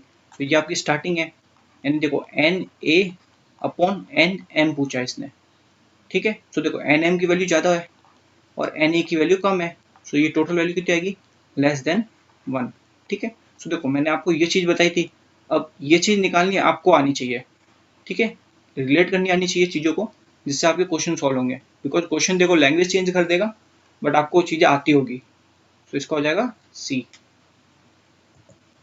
Which of the following is an unexcited single phase synchronous motor. तो देखो ये मोटर दे रखी है एग्जाम्पल, ठीक है। AC सीरीज मोटर कौन सी होती है आपकी यूनिवर्सल मोटर। यूनिवर्सल मोटर कैसी है ये DC सीरीज मोटर है एक तरह की, ठीक है। तो ये तो कोई सिंक्रोनस मोटर से इसका कोई लेना देना नहीं, ये वाली और ये वाली दोनों ही सेम ही है, ठीक है। बचा क्या रिलक्टेंस और रिपल्सन मोटर। रिपल्सन मोटर एक इंडक्शन मोटर की तरह काम करती है, सो ये भी नहीं है। बच गया एक रिलक्टेंस मोटर, और मैंने आपको बताया भी था कि जो रिलक्टेंस मोटर होती है वो एक सिंक्रोनस मोटर है, ठीक है, एक टाइप ऑफ सिंक्रोनस मोटर है जो कि सिंक्रोनस स्पीड पे रोटेट करती है, ठीक है। तो इसका आंसर क्या होगा reluctance motor. The starting torque of single phase induction motor is, single phase induction motor एक क्या है नॉट सेल्फ स्टार्टिंग, तो इसका स्टार्टिंग टॉर्क क्या होगा 0। सिमिलरली जो सिंक्रोनस मोटर होती है उसका भी स्टार्टिंग टॉर्क 0 होता है। In a shaded pole motor the phase displacement occur by, तो देखो शेडेड पोल मोटर कैसी होती है कुछ इस टाइप के, उसके स्टेटर होते हैं, ठीक है, और ये जो है ना यहाँ पे इनकी शेडिंग रिंग्स होती है, ठीक है, या फिर शेडिंग बैंड बोलो जिनको, ठीक है। इसकी वजह से एक फ्लक्स प्रोड्यूस होता है जिसको हम बोलते हैं शेडेड फ्लक्स, ठीक है। और ये जो वाइंडिंग है ना स्टेटर में जो करते हो इसकी वजह से एक फ्लक्स प्रोड्यूस होता है, उसको आप बोलते हो मेन फ्लक्स यानी φm, ठीक है। सो जो आपका मेन फील्ड फ्लक्स है यानी ये φm, ठीक है, इससे हमेशा ये जो शेडिंग फ्लक्स जो प्रोड्यूस होता है ये हमेशा इस फ्लक्स से लैग करता है, ठीक है, एक पर्टिकुलर किसी अल्फा एंगल से लैग करता है। तो देखो क्वेश्चन में क्या बोला है in a shaded pole motor the phase displacement occur by, यानी जो शेडेड पोल मोटर होती है उसमें फेज डिस्प्लेसमेंट है, यानी ये जो फेज डिस्प्लेसमेंट है अल्फा, ये किसकी वजह से आता है शेडिंग बैंड की वजह से आता है ना, इनकी वजह से आता है, ठीक है। तो ऑप्शन आपका क्या हो जाएगा शेडिंग रिंग्स या फिर शेडिंग बैंड बोलो। और जो आपकी शेडेड पोल मोटर होती है उसमें आपका सेंट्रीफ्यूगल स्विच यूज नहीं होता और कैपेसिटर यूज नहीं होता, ठीक है। बिकॉज ये भी आपको क्वेश्चन पूछा जाता है in shaded pole motor we do not use, फिर ऑप्शन में आपको दे देंगे सेंट्रीफ्यूगल स्विच, कैपेसिटर, फिर ऑप्शन दे सकते हैं ए और बी बोथ, ठीक है। इस टाइप में भी आपको क्वेश्चन पूछे जाते हैं। The range of efficiency for shaded pole motor, तो जो आपकी शेडेड पोल मोटर होती है ना, उसमें जो आपके लॉसेस होते हैं, ठीक है, वो बहुत ज़्यादा होते हैं, उसकी वजह से इसकी एफिशिएंसी क्या होती है, बहुत कम होती है। सो 5 to 35%। The rotor of which the rotor of which motor does not have binding on it, ये क्वेश्चन आपका बहुत इंपॉर्टेंट है, ठीक है। ये क्वेश्चन आपको बहुत बार पूछा गया है, इसलिए ये आपका क्वेश्चन बहुत इंपॉर्टेंट है। तो देखो ऐसी कौन सी मोटर है जिसका जो रोटर है उस रोटर में आप कोई वाइंडिंग ही नहीं करते, ठीक है। ये आपकी होती है हिस्टेरेसिस मोटर। बिकॉज देखो हिस्टेरेसिस मोटर में क्या होता है कि ये आपका कोई मटेरियल है, ठीक है, इसके ऊपर हम क्या करते हैं, एक लेयर लगाते हैं, एक लेयर लगा दी, ठीक है। ये लेयर जो लगाते हैं ना, ये उस मटेरियल की यूज करते हैं जिसका जो हिस्टेरेसिस लॉस है, हिस्टेरेसिस लॉस है वो बहुत ज़्यादा होता है, ठीक है। जो आपका मैंने आपको बताया भी था, ये होता है आपका कोबाल्ट वैनेडियम, ठीक है। और ये जो बीच में जो है ये होता है आपका एल्यूमिनियम, ठीक है। इस मतलब जो हिस्टेरेसिस मोटर होती है, ठीक है, इसमें आप कोई भी वाइंडिंग यूज नहीं करते हैं, ठीक है। तो ये क्वेश्चन आपके लिए बहुत इंपॉर्टेंट है, बिकॉज ये क्वेश्चन भी आपका डिफरेंट डिफरेंट लैंग्वेज में पूछा जाता है, but at the end answer आपका सेम ही है, वो होगा आपका hysteresis motor. Because hysteresis motor का जो रोटर होता है, ये आपका रोटर है, ठीक है, हिस्टेरेसिस मोटर का, इस रोटर में हम कोई भी वाइंडिंग यूज नहीं करते। The single phase induction motor which does not have a centrifugal switch, देखो 4 induction single phase induction motor दे रखी है, इनमें से कौन सी मोटर में हम सेंट्रीफ्यूगल स्विच यूज नहीं करते हैं। तो देखो capacitor start single phase motor है, इसमें हम यूज करते हैं, ठीक है। रेजिस्टेंस से जब हम जो स्प्लिट फेज इंडक्शन मोटर होती है उसमें भी हम यूज करते हैं, कैपेसिटर स्टार्ट कैपेसिटर रन में भी हम यूज करते हैं, बट जो आपका permanent capacitor run single phase induction motor है इसमें हम यूज नहीं करते। तो इसका आंसर क्या हो जाएगा, डी, ठीक है। इन capacitor start single phase induction motor the current in the, कौन सी देखो, capacitor start single phase motor, ठीक है। तो देखो ये आपका हो गया वोल्टेज, क्लियर है। अब देखो एक होगा आपका मेन फील्ड में जो करंट है और एक आपका होगा जो ऑक्सिलरी वाइंडिंग में करंट है, ठीक है। सो अब देखो कैपेसिटर स्टार्ट में हम कैपेसिटर कहाँ लगाते हैं, ऑक्सिलरी वाइंडिंग के साथ सीरीज में लगाते हैं, ठीक है ना, ये तो आपको पता है। सो देखो जो आई एम है वो तो क्या करेगा, लैग करेगा, तो ये आपका हो गया आई एम, ठीक है, किसी पर्टिकुलर एंगल से लैग कर रहा है वोल्टेज में। और जो आपका आई ए है ऑक्सिलरी वाइंडिंग में, वो क्या करेगा, वोल्टेज से लीड करेगा।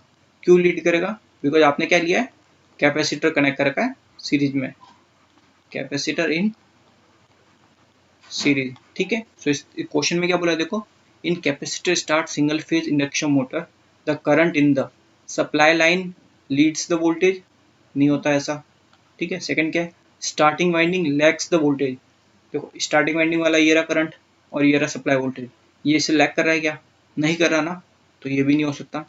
Main winding Leeds the voltage, तो मेन वाइंडिंग में जो करंट है वो लीड कर रहा है क्या, देखने से पता चल रहा है कोई लीड नहीं कर रहा, बिकॉज देखो वोल्टेज से ये तो लैग कर रहा है ना, पीछे की तरफ है, ठीक है। सो ये भी नहीं है आपका ऑप्शन।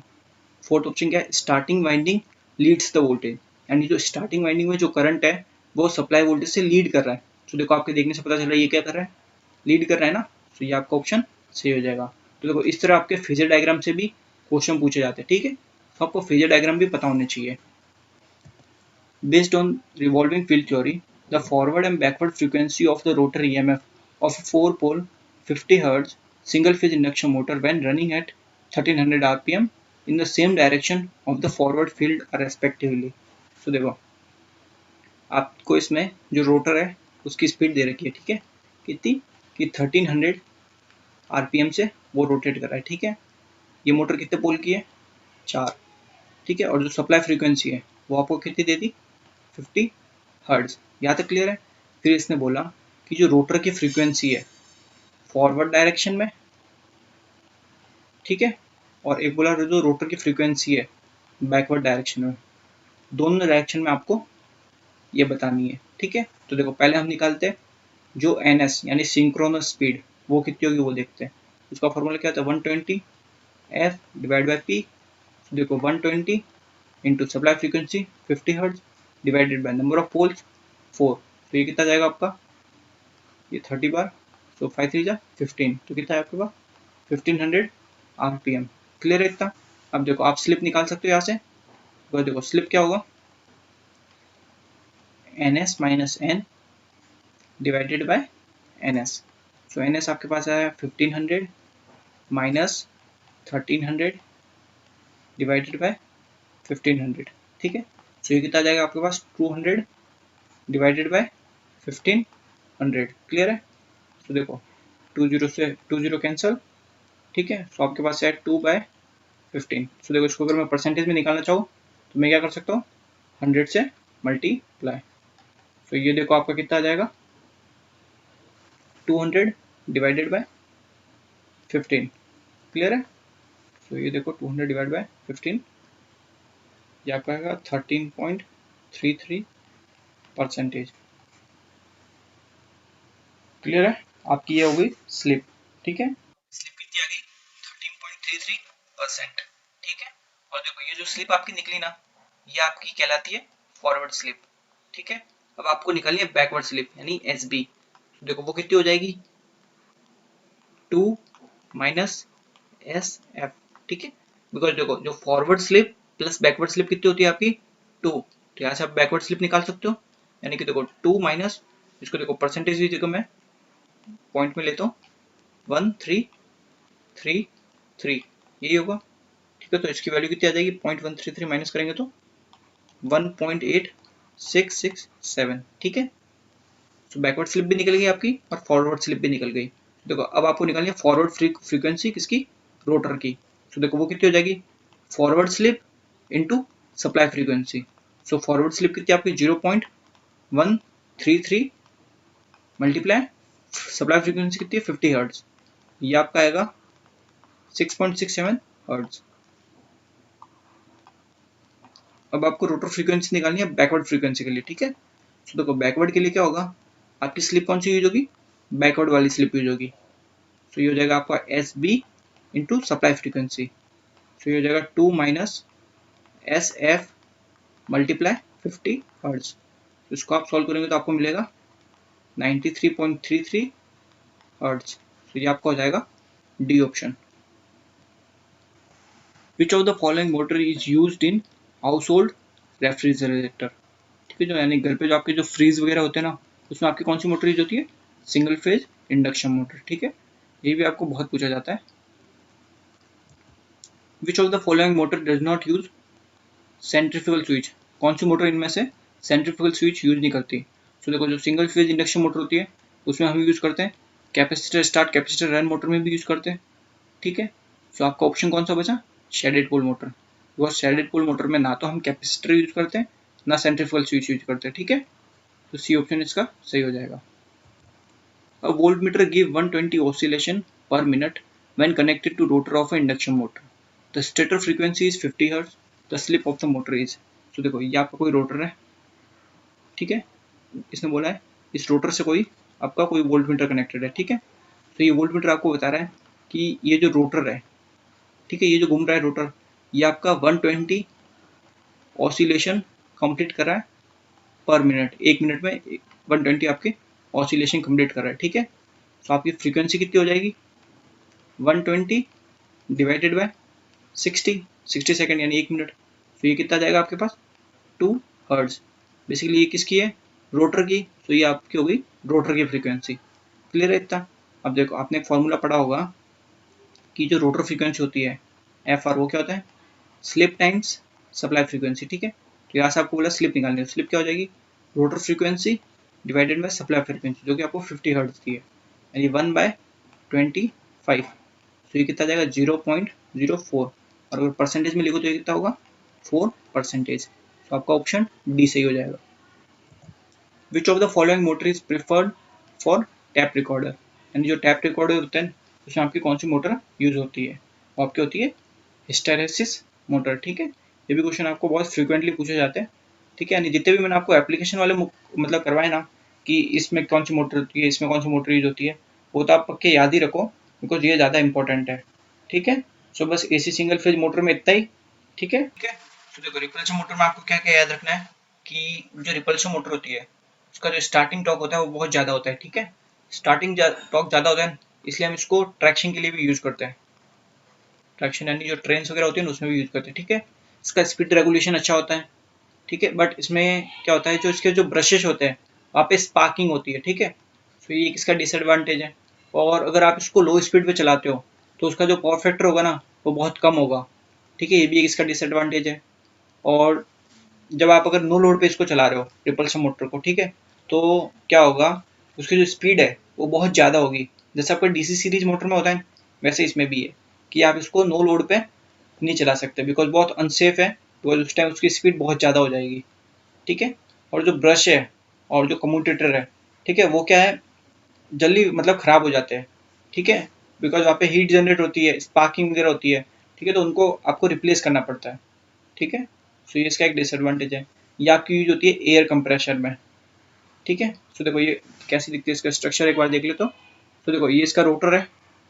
ठीक है, अब रोटर में ये आपके इसके ब्रशेस होते हैं। ठीक है, ये आपके ब्रश है, इन ब्रशेस को क्या करते हैं हम शॉर्ट सर्किट कर देते हैं। ठीक है, एक जंपर वायर से, और इसका जो रेजिस्टेंस होता है ना यानी आर, ये आपका क्या होता है कम होता है। ठीक है, रेजिस्टेंस बहुत कम होता है। क्लियर है, अब देखो ये आपकी होगी फील्ड वाइंडिंग। ठीक है, यानी जो स्टेटर में होती है, और ये आपका हो गया रोटर। सो देखो इसकी जो ब्रश एक्सिस है ये इसकी क्या है ब्रश एक्सिस। ठीक है, और अगर मैं स्टेटर में फील्ड वाइंडिंग की एक्सिस देखूँ तो कौन सी होगी, ये वाली होगी। ठीक है, सो देखो इनके बीच में एंगल कितना है 90। सो देखो अल्फा, अगर जब इसको अल्फा बोलेंगे, ये अल्फा अगर 90 है तो जो आपका टॉर्क जो प्रोड्यूस होगा ना वो होगा 0। ठीक है, एक जब आपका अल्फा जब 45 डिग्री है, ठीक है, यानी ब्रश एक्सिस और जो फील्ड एक्सिस है वो 45 डिग्री पे है, तब भी आपका टॉर्क क्या प्रोड्यूस होगा 0। ठीक है, ये दोनों ही चीज़ आपको पूछी जाती है। क्लियर है, सो देखो अब मैं आपको क्वेश्चन बता देता हूँ जो जो आपको रिपल्शन मोटर से पूछे जाते हैं। तो देखो पहला क्वेश्चन आपको पूछा जाता है कि जो रिपल्शन मोटर होती है वो एक इंडक्शन मोटर की तरह ऑपरेट करती है कब, जब आप उसके जो कम्यूटेटर सेगमेंट है यानी जो उसके जो ब्रशेस वगैरह जो मैंने बताए थे उनको आप अगर शॉर्ट सर्किट कर दोगे तो जो रिपल्शन मोटर है वो एज अ इंडक्शन मोटर काम करेगी। ठीक है, तो देखो repulsion motor, repulsion start induction motor is use, इसको हम यूज क्यों करते हैं, ये मैंने आपको बताया था इसका एडवांटेज, बिकॉज इसका जो स्टार्टिंग टॉर्क है वो बहुत ज़्यादा होता है, इसलिए हम रिपल्सन मोटर को यूज करते हैं। ठीक है, in repulsion motor zero torque is develop, जो रिपल्सन मोटर होती है उसमें आपका टॉर्क जीरो कब होता है, दो कंडीशन मैंने आपको बताई, जब आपकी ब्रश एक्सिस और जो फील्ड एक्सिस है वो 90 डिग्री पे हो तब जीरो होगा। क्लियर है, या फिर जब एक दूसरे पे कॉन्साइड कर ले यानी कि अल्फा जो उनके बीच में क्या हो 0 डिग्री। ठीक है, तब आपका टॉर्क क्या होगा 0। ठीक है, जो ये जो 3 क्वेश्चन है ना ये सबसे ज़्यादा पूछे जाते हैं आपके रिपल्शन मोटर से। ठीक है, इसलिए मैं 3 क्वेश्चन ही करवाया। ठीक है, so thank you very much.